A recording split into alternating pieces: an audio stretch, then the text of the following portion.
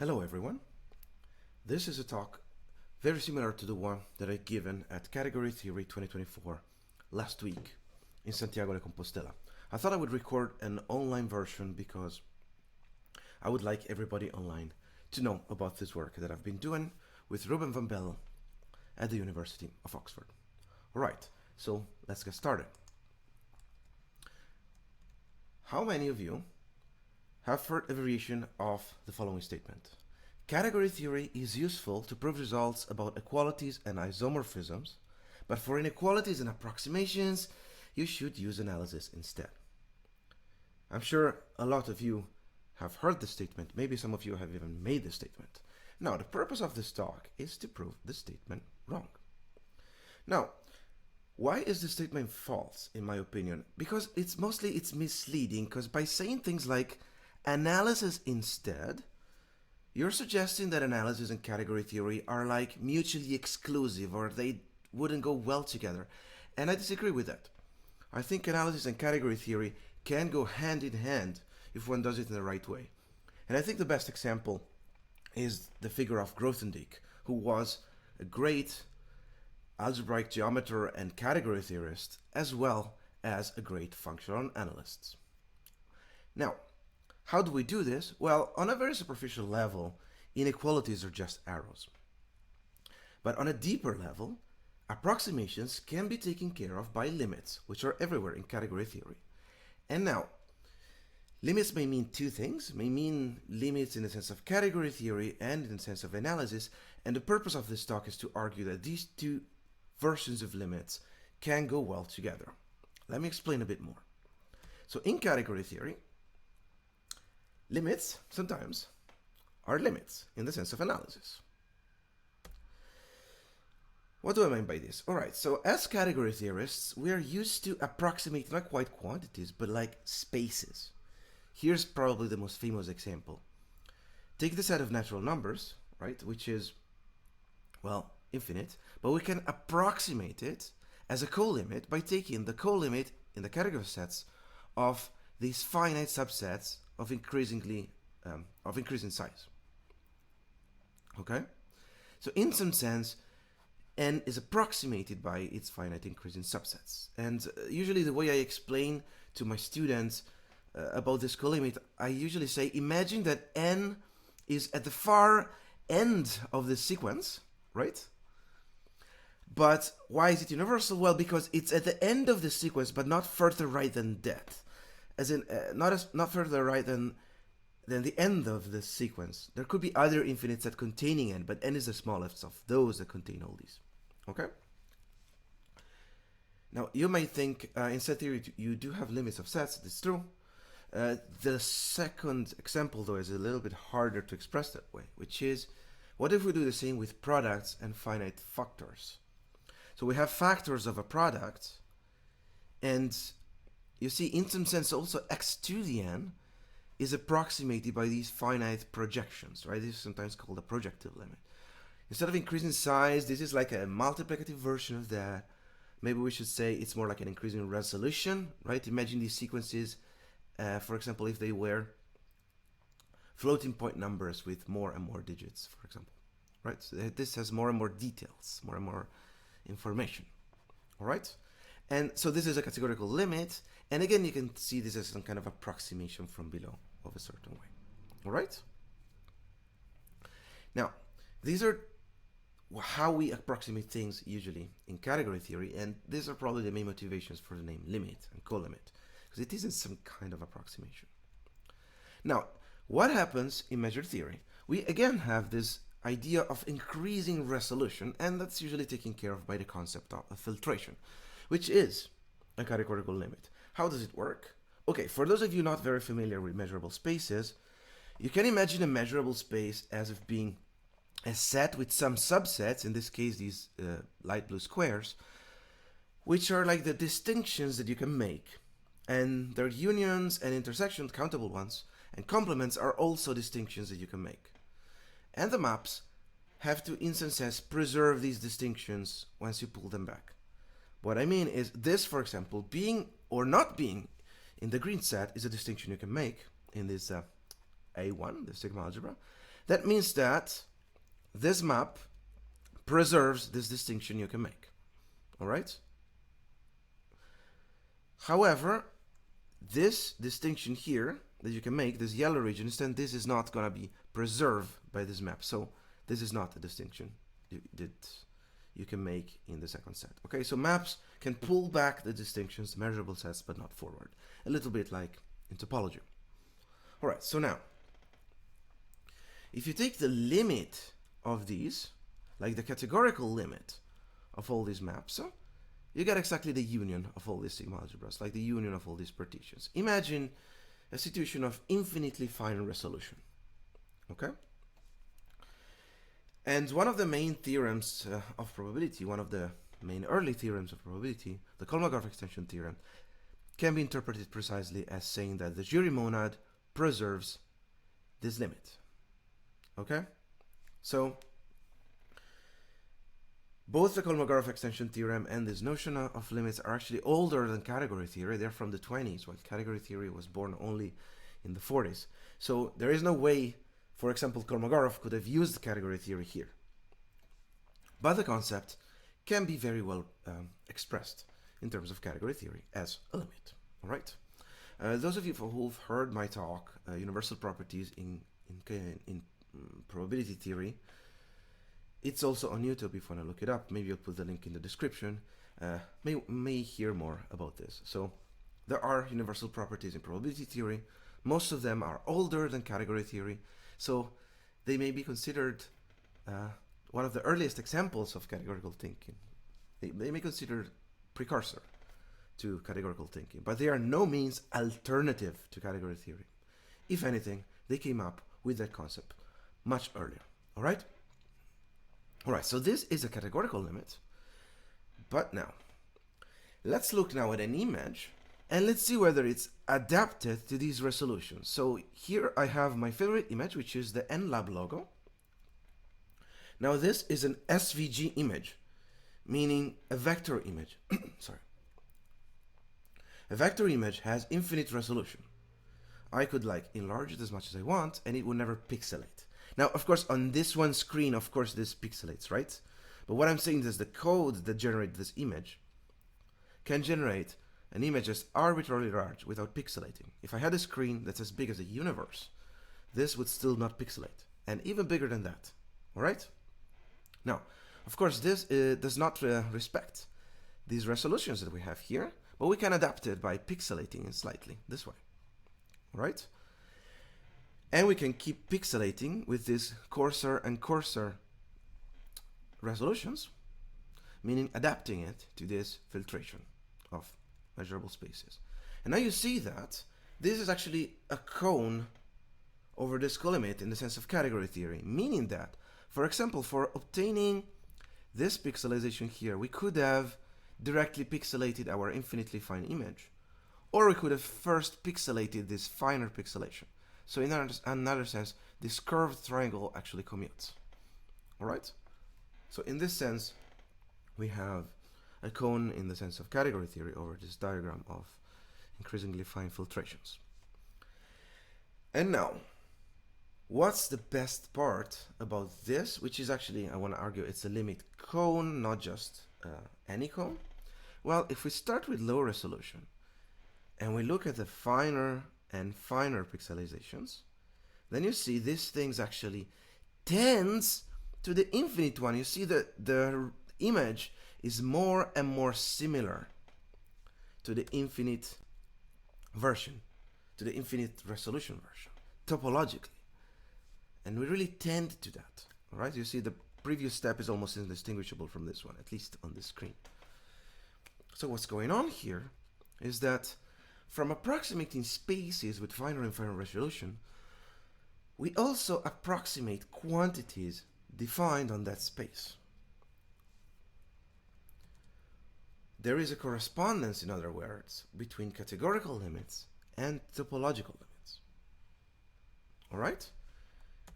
In one sentence, limits are limits. So one of my best friends actually is a probability theorist, and once I've asked him about this, this statement, by the way, is the martingale convergence theorem.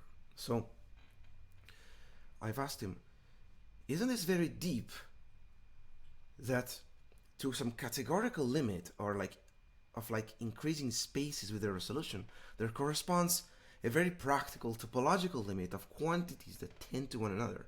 Like if our resolution is better and better, then our approximation of the real thing also gets better and better in a topological sense. This is very deep.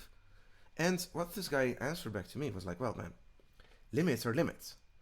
If from approximating spaces in this very abstract way, we didn't get a tangible approximation of the things that we actually observe and measure, then as analysts, we wouldn't bother with the abstraction. Like this abstraction is deep and it's useful because it has a topological counterpart. And this is not the only place in mathematics where limits are limits, where this happens. I have other ideas where this comes about, like for example with derivatives, this is also the same thing. Like there's a kind of a linear approximation, but it also gets a better and better approximation in some sense, and so on, right? So this particular instance of limits or limits is called the martingale convergence theorem.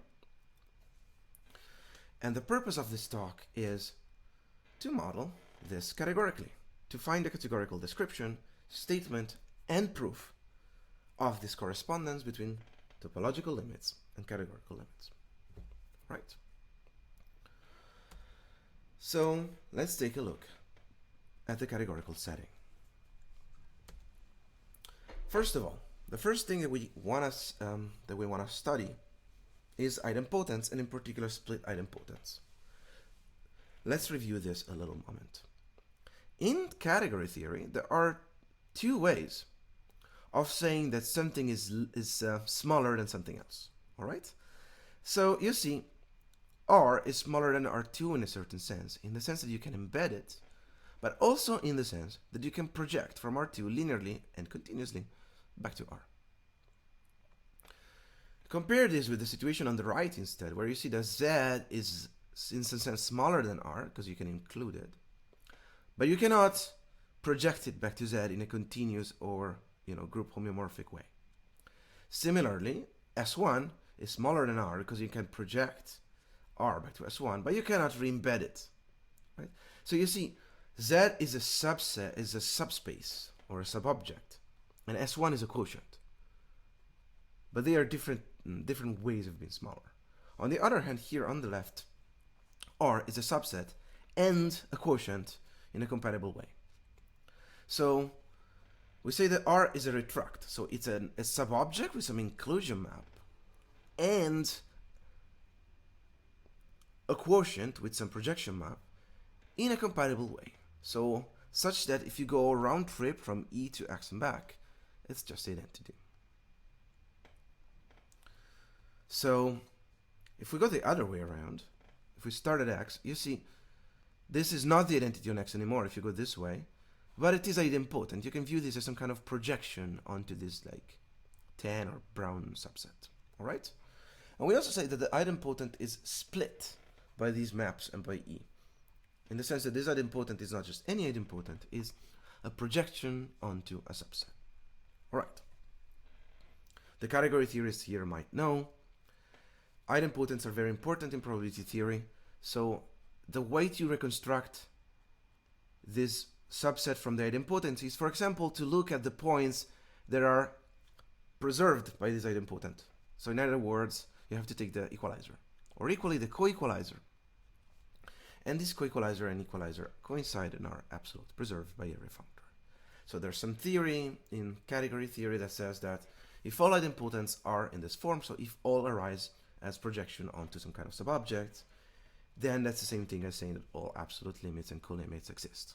It's the idea of Cauchy completeness, all right? So I gave some intuition about this, but that's not part of our research. That's just some standard categorical concept we're going to be using here. But think of projections onto subsets in linear algebra that has all the intuition that you want, all right? Now, idempotents, and especially splits idempotents, come equipped with a particular order of them. We say that E1 as an idempotent is less than E2 if, let's look at this, projecting onto both in either order is the same And it's just like projecting onto E1. Now this is particularly nice for split idempotents, because if they split, that's exactly like saying that E1 is a subobject of E2. Or, and actually at the same time, E2 can be quotiented further to E1. So think of linear subspaces of vector spaces. This is exactly the inclusion order of vector spaces, right? So this is saying that E1 is in some sense smaller than E2, like included in E2, and that you can project E2 to E1. So R is less than R2 and less than R3 as subsets, for example, of R3, as we said. And also, you see, the functions that are measurable for this particular sigma algebra, so that have this resolution, can be further quotiented to these and to these. And you see, like, this mid-range resolution is in particular measurable for this finer sigma algebra, but not the other way around. But conversely, each function here can be projected back to this, with this kind of map. All right? So this includes linear algebra as an example, like examples from linear algebra, and this also includes this pixelization that we've seen. All right. Another piece of theory we're going to use is dagger category. Now at CT, Chris Hernan has given an excellent talk about dagger categories. It's going to be on YouTube very soon, so when it is, please check it out, because I think it's a really nice introduction. So here, we're going to use only a few concepts from that. So, what is a dagger category? I like saying that a dagger category is to a category as an undirected graph is to a directed graph. In an undirected graph, such as this one here, you see A and B are connected and C is not. And if you can go from A to B, you can also go from B back to A. But that does not mean that A and B are the same. So similarly, in a dagger category, when you have a morphism from X to Y, then you also have a morphism from Y back to X. But that does not mean that they are isomorphic, or that that morphism is an isomorphism itself. All right? So it's some kind of place where you can compose things, but where you could walk the morphisms either way. I think the most famous example is probably rel, the category of relations. You probably all know you can compose relations, but how do you go from a relation? So a relation can say, for example, I don't know, you can go from x1 to y1, and from y1 back to x1. Which way are we going? Well, both, really. A relation is fundamentally an undirected concept, all right? Now, more generally, instead of saying we can just go from here to here, we can say how much we can go. So the category of matrices is also a dagger category, with the dagger structure given by taking the transpose. Those of you that had to learn linear algebra recently, or to teach linear algebra, might have this question, or might have been posed this question. In a matrix, are the rows or the columns the inputs? And which are the outputs? Well, both really depend on how you look at it. And you can always take the transpose, right? So that's because the category of matrices is a dagger category. In this talk, we're going to look at some point at the category kern, which can be treated as the category of probability spaces and joint distributions over that. And that, again, is like naturally undirected. Okay? But again, these can be seen as transport plans. Think of optimal transport. You might know the work of Villani. And that, again, is, in some sense, an undirected concept. You can compose these things, but you can also look at them going the other way. And now, these all form a dagger category. All right? Here's the rigorous definition. Is a category with a contravariant equivalence, so it's equivalent to its dual in an involutive way. And this dagger that kind of reverses the path is such that, you know, reversing a composite is the same as reversing the components, except you have to reverse also the order. Think of, for example, matrix and matrices with the product and transposition. The transpose of a product is the product of the transposes, but the other way around. Okay? And you see here, I'm never saying that these f and g are isomorphisms. Not at all, right? The transpose of a matrix is not always an inverse, right? That's just true for orthogonal matrices. All right, so that's dagger categories. And what are these good for? Well, I want to say that dagger categories very often take care of the geometry of the situation. What do I mean by that?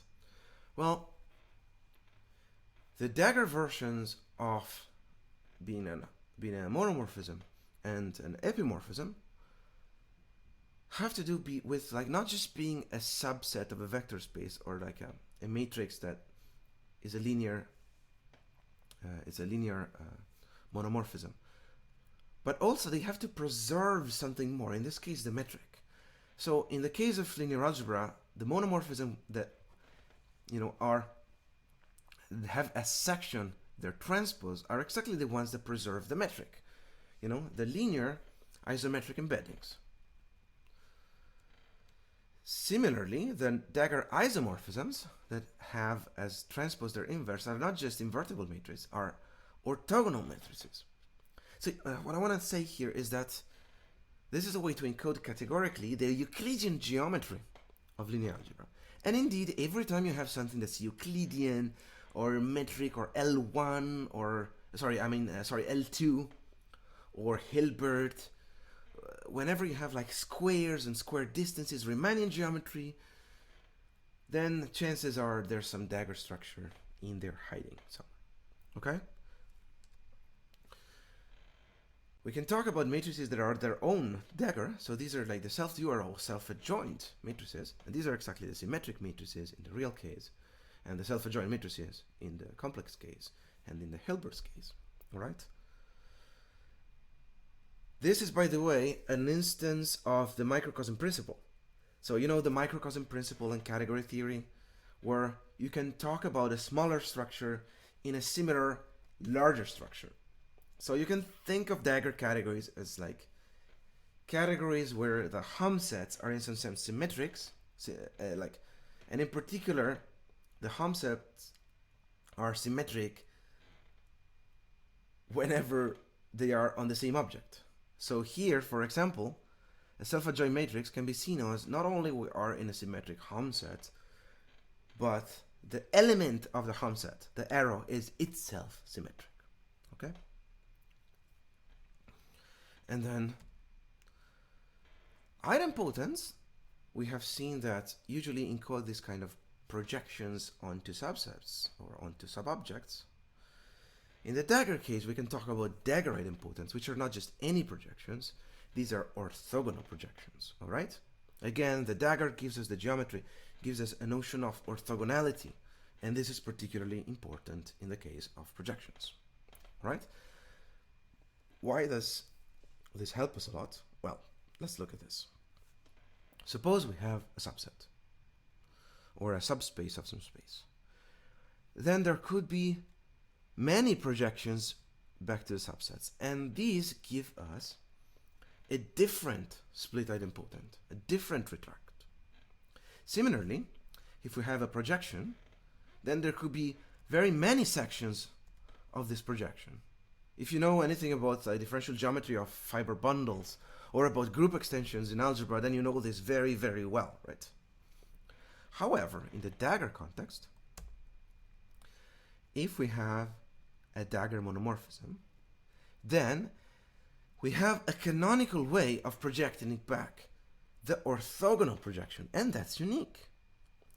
So a dagger idempotent or a dagger retract, a dagger monomorphism or epimorphism, is equivalently characterized by just one of these maps, the inclusion or the retraction. And because of that, also the order is particularly simple. E1 is lesser or equal than E2, not if both these conditions are satisfied, that we have like a subset condition and a projection condition. These imply one another as long as they want the dagger on each other, all right? So that's what happens with subsets in linear algebra. You know, if you have a linear subset of some subset, then you can also project back to it canonically, all right? Categorically, this is saying that the category like the order of these idempotents is equivalently just this slice category, the category of dagger monos over X. It's just a slice category. Or of course, dually, the category of dagger epis under X. You know, we are in a dagger category. Everything is dual. All right? As you might know, this is particularly nice because you might know from this pixelization that we want to take limits of these things, right? We're going to take increasing finer and finer subsets here, subspaces.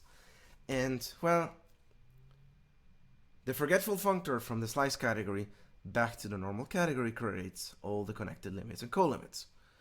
And so the directed suprema and infima, imagine like these maximum pixelization and minimal pixelizations. Well, these are just going to be limits and colimits of dagger monos in the base category or dagger epis. Okay, so these are going to be particularly easy to compute, just thanks to the categorical machinery. Right, so for example, take the category of Hilbert spaces and maps that are like, we could say Lipschitz, one Lipschitz, or like linear contractions or non-expansions, or, you know, the linear maps that have norm 1 in the Hilbert sense. 1 or less, okay? So the dagger-split idempotents here are exactly the closed subspaces. I mean, not just any subspaces, because Hilbert spaces need to be complete. So we need closed subspaces, and the dagger is exactly the orthogonal projection, okay? So what do we have here? If we have an increasing sequence or even a net of larger and larger subspaces of some set of some space, when then the sub is exactly the closure of their union. And the inf is exactly going to be the intersection, you know, the projecting more and more into our sequence or into our net, okay? All right, I hope this makes sense. Now the last ingredient of our categorical setting. So we said topological limit, right? So we need a topology. We do this using a topological enrichment. Now many of you know that top is not Cartesian closed, but it's still monoidal closed. How? Well, as monoidal product, we take the set of the Cartesian product of the sets with the topology of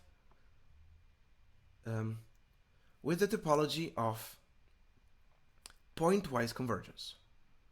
I mean,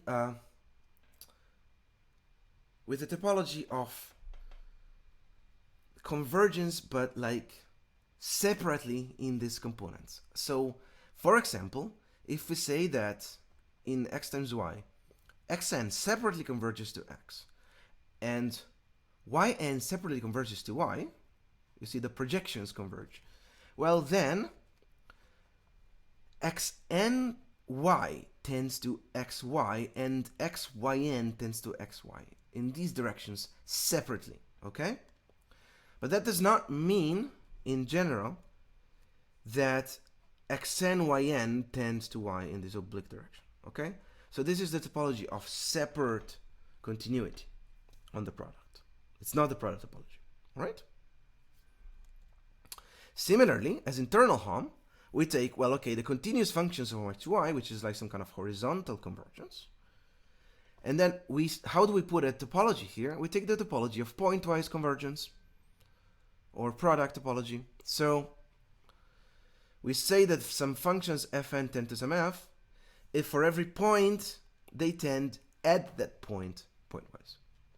Once again, we do not have a convergence that takes at the same time the point and the function. Okay, it's not oblique again. That would give us, that would try to give us some kind of Cartesian closed structure, but we don't have it for top in general. Maybe for some particular subcategories, but in general for top we don't have that. Instead, using this separate continuity, then everything checks out and we get a closed monoidal structure. For the algebras here, we have a Hom tensor adjunction of topological spaces, okay, as long as we take these topologies. Now, that allows us to enrich in top. So we can talk about categories where the Hom sets are topological spaces, meaning that if we have parallel morphisms from x to y, then we can talk about these morphisms tending to some morphism here. How? Well, using this closed monoidal structure. And they usually use encode some kind of pointwise version of convergence depending on your category. The enrichment tells us that we want the composition to be separately continuous in its argument. What does that mean? Well, if Fn tends to F, then the composition with G is continuous, and if Gn tends to G, then the composition with F is continuous as pre-composition and post-composition. We don't have, once again, in general, that Fn compose Gn tends to F compose G. Okay? We will in our particular category, but we do not require it for the enrichment. Okay, so that's a topological enrichment. And now let's play with this a little bit. So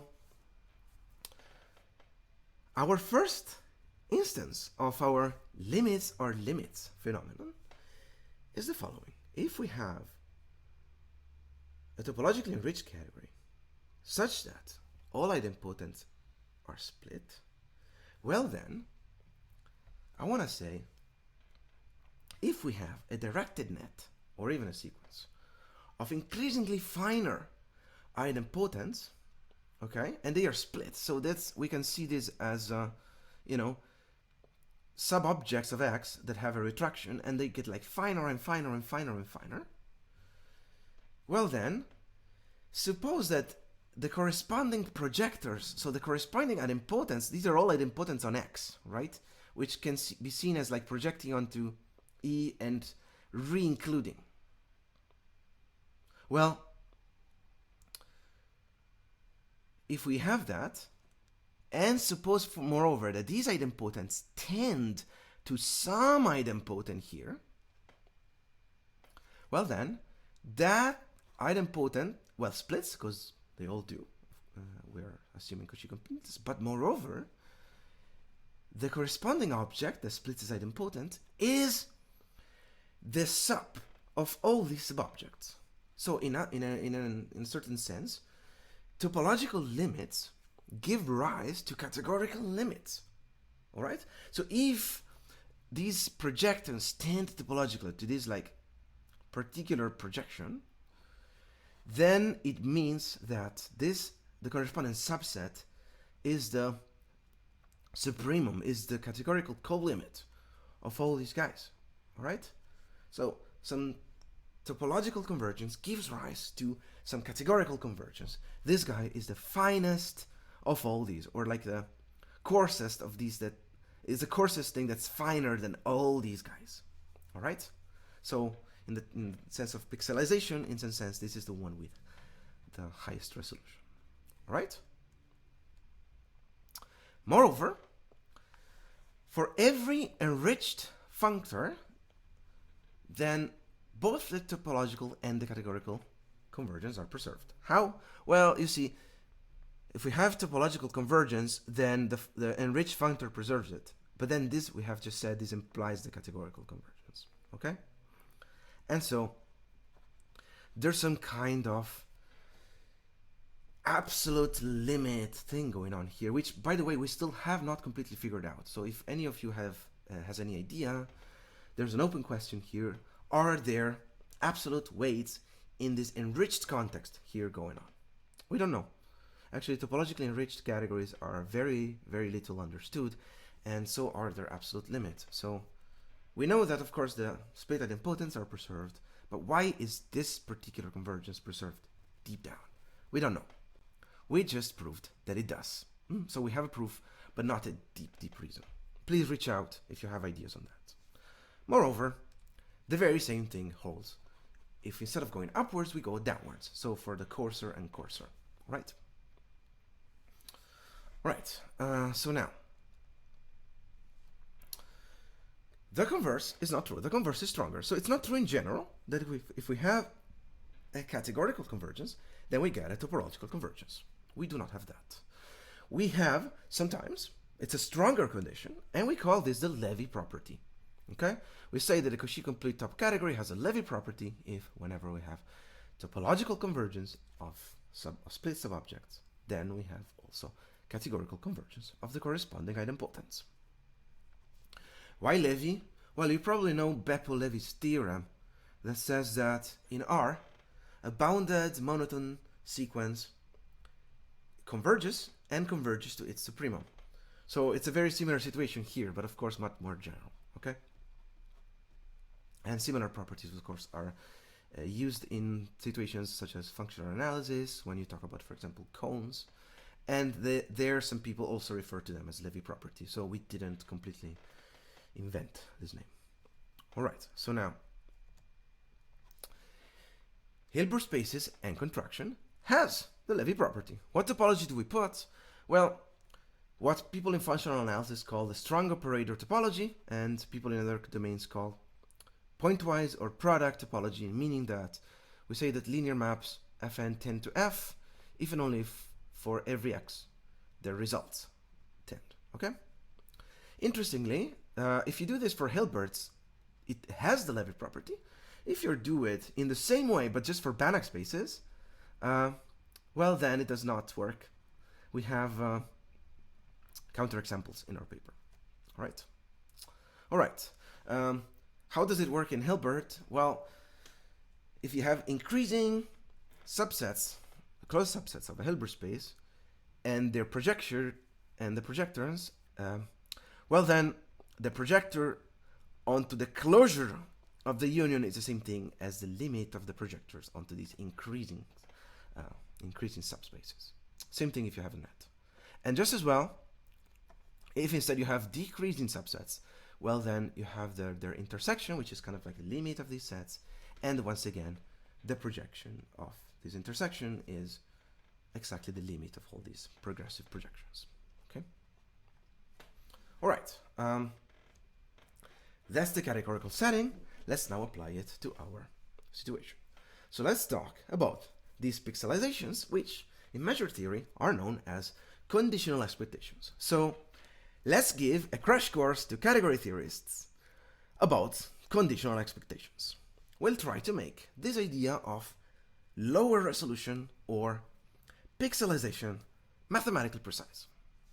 So consider a probability space. So a measurable space with a sigma algebra, imagine, this resolution, and the probability measure over it.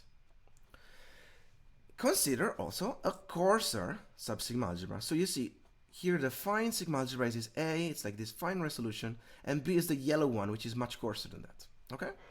And now take a function f that's measurable for the red sigma algebra, meaning that you see within one cell of the precipitation it doesn't change its value, but it might change value between different cells. Okay? It has this resolution.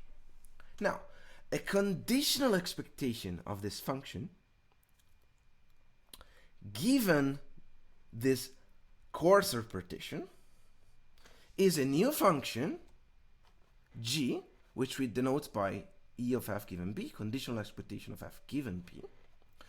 So it's a function that's first of all measurable for this coarser sigma algebra. You see now this f doesn't change value within the yellow cells now, so it's a coarse graining, it's a pixelization of f. But moreover, such that for every big yellow set here, then the integral of the red function on this set, so this area here, is equal to this area. Now you see that in this case it means exactly that this purely yellow square and this purely red square need to be equal, right? That's how these things have the same area, which is equivalent to say that these two things have the same area, so these two things have the same integral, or more intuitively, that this yellow thing is a local average of the yellow function. It's okay? So we are locally averaging f. That's what it means to be a conditional expectation. It's like a local expectation in the sense of expected value, which in probability just means average. Right? You don't actually expect it. All right? It's a local average. All right?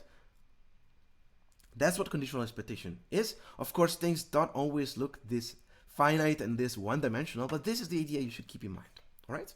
Now, for category theorists, here's an analogy that you might find helpful.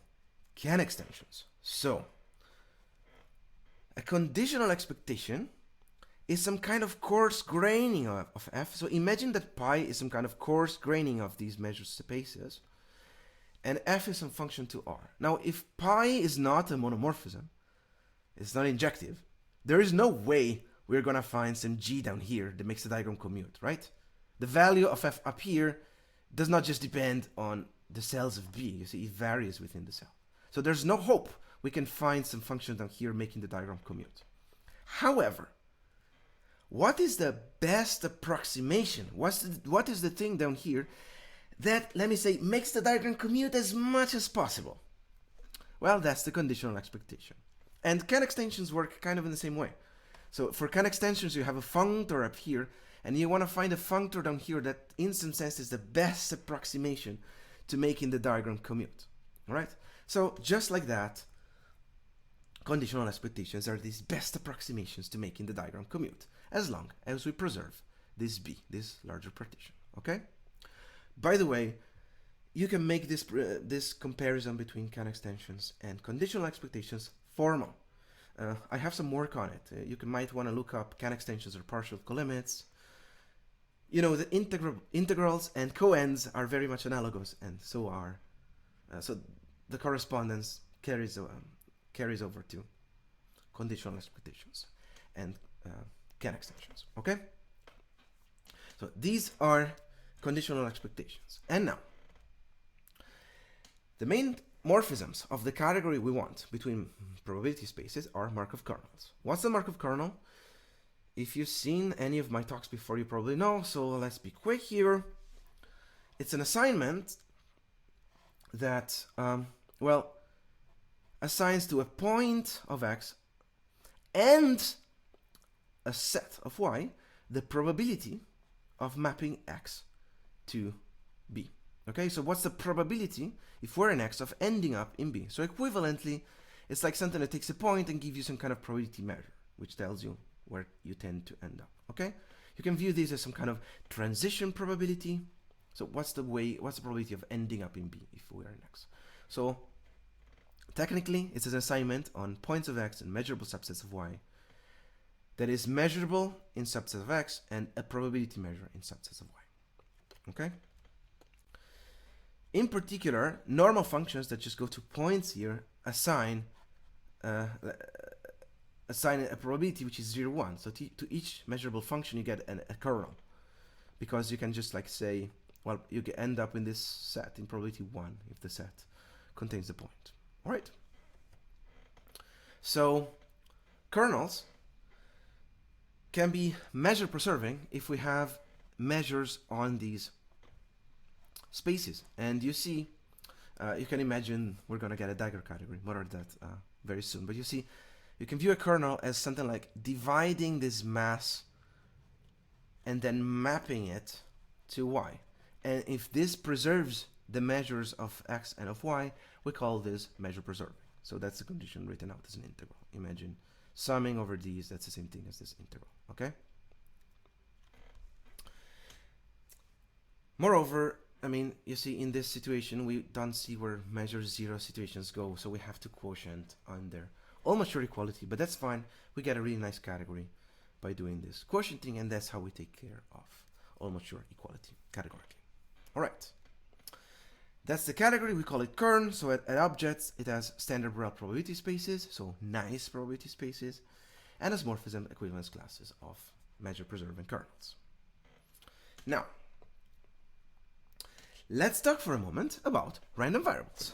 How do we talk about random variables categorically? Well, random variables categorically are functors. So they are functors and, they're contravariant. So they're contravariant because they're a little bit like, think of a little bit like homology maybe. Like they map our spaces into things that you can sum and like a little bit like, homology groups, right? So it's a function, functor from kernels to, in this case, the category of Banach spaces, or we could also take, so L1 lends into Banach spaces, but you can also take L2 into Hilbert, L3, L infinity, and all those. How does that work? So you have probability spaces and a kernel between them, and you get, well, to each probability space, you assign the functions that are integrable, like in L1 for that probability space. Those form a Banach space. under the L1 norm. Same thing for y. And now if you have a kernel between x and y, then you get a kernel the other way between L1 of y and L1 of x. How? In this way. It takes a function g and gives a function on x via this integral. So let's try to interpret this. So we have a kernel that we have seen as mapping points of x to measures on y. Okay, that's what a kernel does. It takes measures of y like given x. And now if we have a function g on y, what we can do is, well, how do we get a value here at x? And then we have to do it for every x to get a function. Well, we have x, we have a measure here. What we can do is that we can take an average, an expected value of this g given this measure. So take the average here, and that gives us the value of this new function of x. And we do it for every x. So that gives a function on x. All right? So you see, this generalizes at the same time precompositions of functions, so refinements of our probability space, and expected values. Because you see, a kernel that only has a single point here, that's just a probability measure, and that would just be the expected value of our random variable.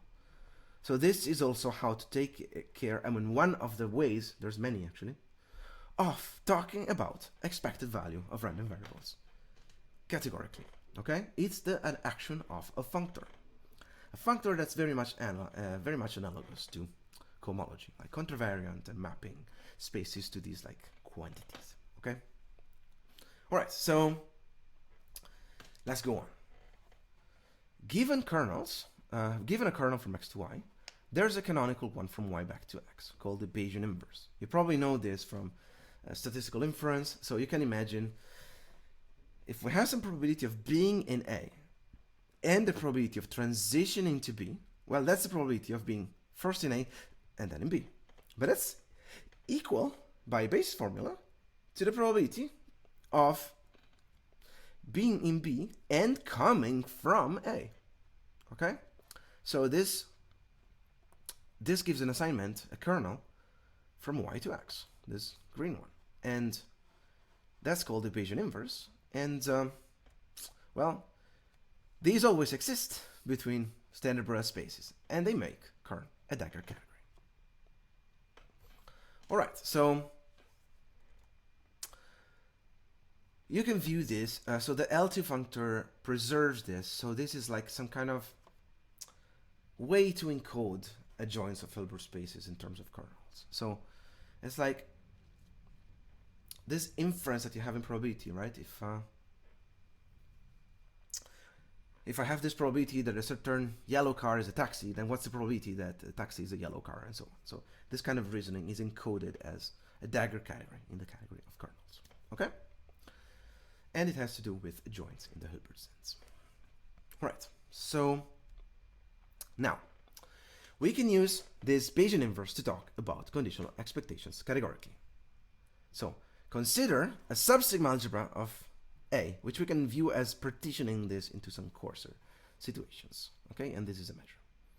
And take this to be the measurable map that just coarse grains, you know, the kernel induced by the measurable function. All right, so given this kernel, what does its Bayesian inverse do?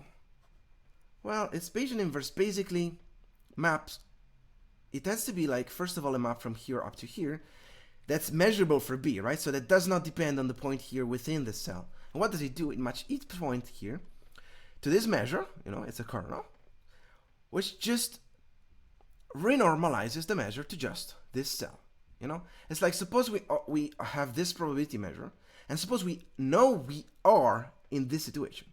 Well, then the probability of the rest is 0, and the probability in here is just rescaled. We still have some probability, right? Some uncertainty, but it's like proportional to the previous mass. And we do this for every cell. And that's our Bayesian inverse as a kernel. Now, how does this act on functions functorially? So, well, we have a functor here, we have a function here, and what does this kernel do? Well, what does the functorial action on kernels do? It takes a local average, and that's the value of our function down here. And we do it for each cell. In other words, what does this do? It takes a local average of f. That is, it gives us exactly conditional expectations. All right? So what's the conditional expectation categorically? It's the functorial action of the Bayesian inverse of this cross-graining. It's just a functor. So just like our functor action of kernels generalizes expectation, it also encodes conditional expectation. It's a categorical construction. All right? So this is not just a way to talk about conditional expectations. This is actually the way in this category, in the sense that we can prove that not only this action is idempotent and encodes conditional expectation, but that moreover, every idempotent kernel can be seen as locally averaging functions, can be seen as a conditional expectation operator. That's part of the thing where we prove in our work. Versions of this statement are known in the measure theory literature, but of course I think we are the first ones to make the categorical connection. So how does that work? So there's a one-to-one correspondence between sub-sigma algebras up to almost sure equality and almost surely idempotent Markov kernels. How does this work? Well, given a sub-sigma algebra, you can construct a kernel, but just taking the conditional expectations, in this case of the indicator functions of S. So it's something like the conditional probability of I. And conversely, given an idempotent kernel, you can form what's called the sigma algebra of invariant sets. So these are the sets where, with probability 1, if you're in the set, you stay inside the set and don't not leave it. And if you're outside of the set, you stay outside the set and don't enter it. That forms sigma algebra, and this gives a one-to-one correspondence, which is, moreover, an isomorphism of partial order. So this also preserves the order of idempotents, in the sense of idempotents, and the inclusion order of sigma algebras up to almost sure equality. Okay? So, we saw that the categorical dagger concepts sometimes correspond to some kind of geometry. What do they mean here?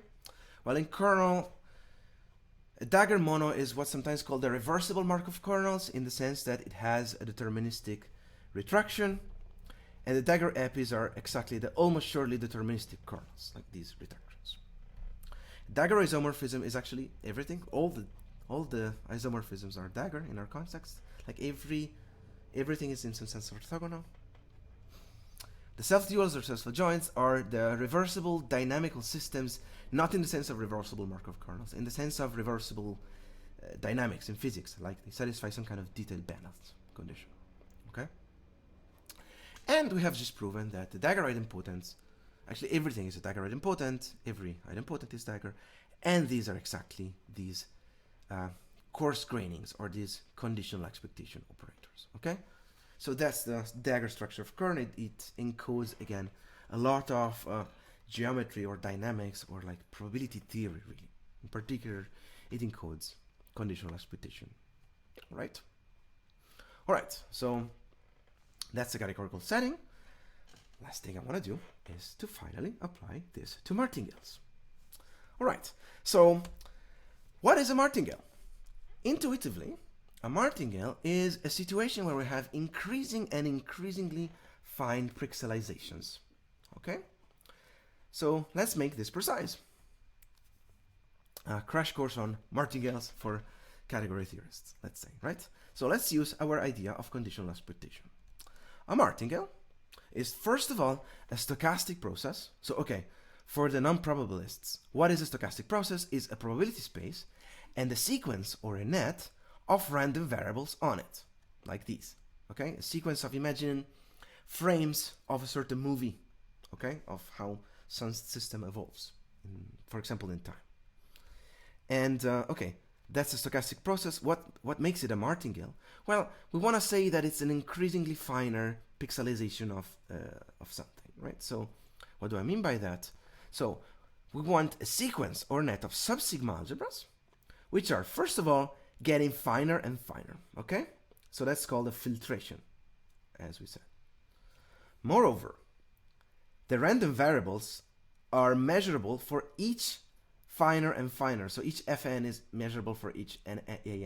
So that's saying it's adapted to this filtration. So in some sense, these observations, these sequences of frames follow the sigma algebra. In particular, you can think of them as getting finer and finer, right? And moreover, let's read this. So see, here it says each fn is the pixelization of the next thing. Or, if we read it forward, each fn plus 1 is a refinement of the previous thing. All right? So each of these things is a pixelization of the next one. So it's like we're getting finer and finer pixelization. Does that make sense? Now, I'm not simplifying the definition of martingale, just like I did not simplify the definition of conditional exploitation. This is the definition in measure theory and probability. Imagine the same thing for nets instead of sequences. That's the only thing, only simplification I did. So I hope now, though, it's clear what this means, right? So that's the definition of a martingale. And now, theorem. Okay, the martingale convergence theorem says that, well, very intuitively, if you have a sequence like this of finer and finer pixelization under some condition, then first of all, there exists a finest thing, an infinitely fine thing, like this vector image, such that everything is just a coarse graining of that. So a common refinement of all of that. And moreover, these approximations, this pixelization, tend to this topologically. Okay, they get more and more similar to this. Now, there are very many versions of the martingale convergence theorem. We proved a few versions in our paper. Here I'm going to present one. In particular, I want to present the martingale convergence theorem in mean, convergence in mean. Why? Because that's a topological convergence. So I'm talking about topological convergence here. There are other versions, for example, almost sure convergence, but those do not come from a topology.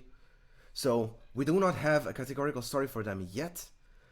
But for sure, we cannot do that by talking about topological limits, because in that case, the limit is not topological. This is, okay? So this is the version I'm going to present now. There's a few more in the paper. So given a martingale such that these random variables are uniformly bounded in L2, okay? Now this looks like a very analytic condition.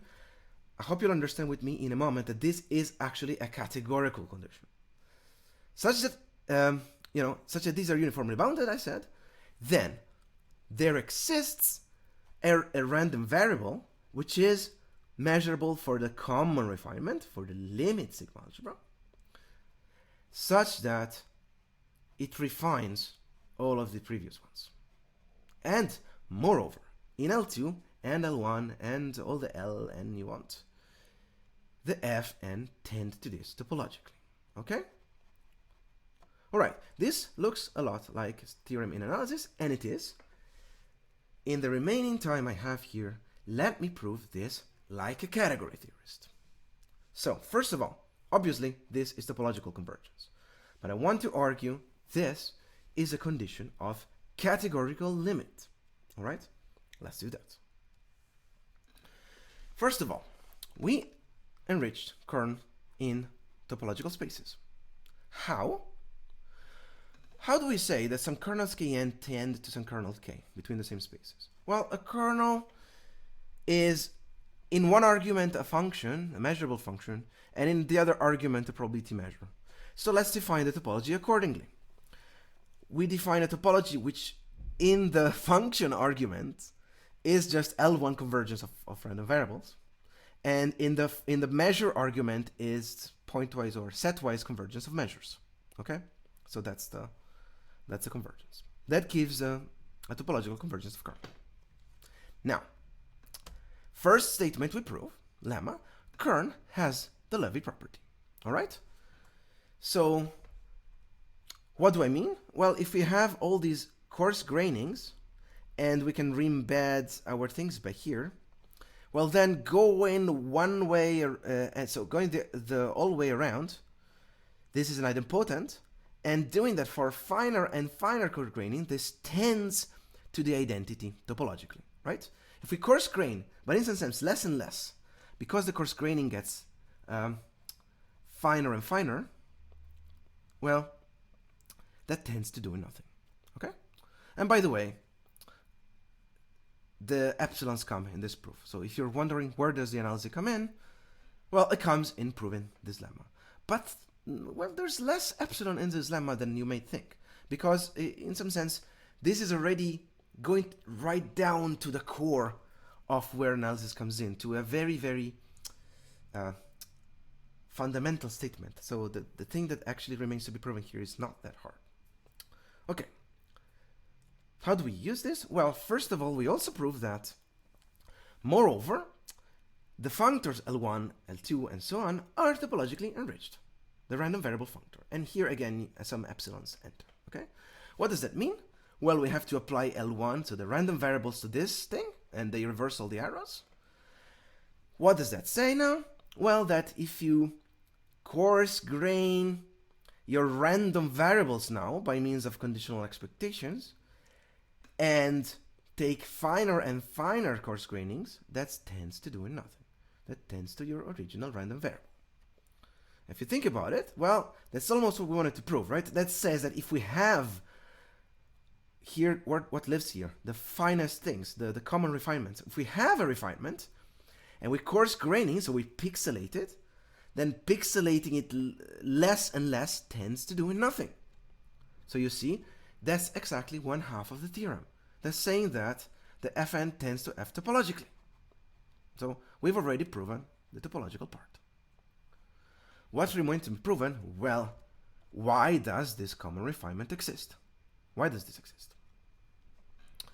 So let's prove that. Let's prove the part where F exists. And now, recall that enriched functors, which our L1 functor and L2 functors are, preserve this convergence. Remember, preserve the topological convergence and the categorical convergence. What does that mean? That means that the space of common refinements of random variables is actually the supremum of all these subobjects. Okay? Just by the categorical theory we did. And moreover, since it's a dagger category, remember we did this this interplay with like comma categories, slice categories, and so the directed suprema are just the limits in the category in the base category and dagger monos. Okay? So this is actually not just a supremum but a categorical limit. And we can prove that it's not just a categorical limit in the dagger monomorphisms, but in all morphisms. So in all contractions of Hilbert spaces. So that's a categorical limit. Now, Hilb is a category of vector spaces. So, how do you talk about vectors? Well, you probably know vectors of some V are just morphisms from R to V, right? Just look at where the number 1 goes, and that picks out exactly all the vectors of V. So these are just linear maps from R to V. Moreover, we are in Hilbert spaces and contractions, so this picks out vectors of norm less than 1, because this needs to be a contraction, right? Or, of course, you can, instead of looking at where 1 goes, you can look at where some other number goes, as long as you keep it fixed. And then you get, you know, vectors of norms less than that number. Now, because of that, what is the martingale? What are these Fn? These specialization? Well, these are morphisms into these linear maps from R, right? That's how you encode elements of his. And moreover, well, we're saying that we are in Hilbert spaces and contractions, so all these needs to be bounded above by 1. They need to have a bound in L1, bounded above by 1 or by some fixed element. In other words, remember this condition that we wanted the martingale to be uniformly bounded in L2. That's exactly saying that these are cones, like that these diagrams commute and come all from the same element here. So that's exactly saying that this is a cone in this category. So this very seemingly purely analytic condition is actually a categorical condition. We're exactly saying these form a cone in the categorical sense. And now, we have said that this thing is a limit and this thing is a cone. So, just by the universal property of limits, there exists a unique map here, making these triangles commute. Okay? That's why f exists. And what does it mean that the triangles commute? Well, you see, for example, that the conditional expectation of this f is exactly this pixelization. Okay? So there exists a unique f here, such that it is the common refinement of all this. And that concludes the proof of our theorem. Okay? The other part was just a categorical limit. Alright? So that concludes the proofs.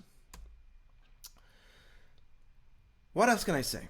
Well, let's say that R real numbers are not special. Actually, this proof never used real numbers. We just used that we have an enriched functor. And any enriched functor gives a convergence result. In particular, you can form random variables with values in arbitrary Banach spaces, and the whole thing is just exactly the same. It's just enriched category. So this is like generalizable to like very many contexts.